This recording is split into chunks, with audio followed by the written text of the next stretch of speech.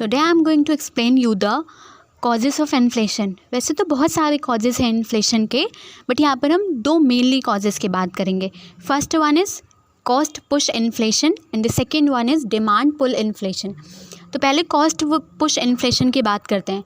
Cost push inflation occurs when the prices increases due to increase in production cost such as cost of raw material, wages and capital. For an example, एक pen है, उसके total cost है 5 rupees.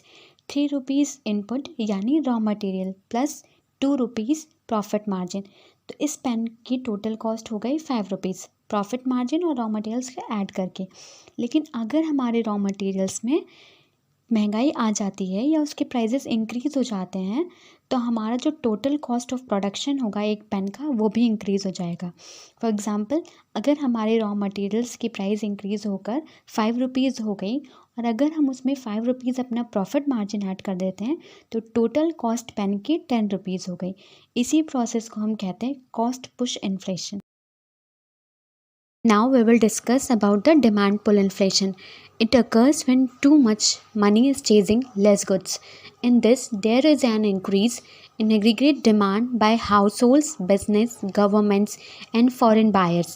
इसे easily समझने के लिए हम एक example से समझते हैं. For example, at the end of the session of class 10th, 4 students lost their math book A, B, C and D. They go to the shop and uncertainly there is no availability of maths book at any shop. So they go to their senior Rahul. He have math book. At that time Rahul sell his book only that person who gave higher price of his book. If A gives higher price then he sell to A, B gives then B, C gives then C, D gives then D. So by this example we understand demand is greater than supply. This is called demand pull inflation. इसे और easily अगर हम समझें तो एक बहुत पुराना example है, एक अनार 100 बीमार.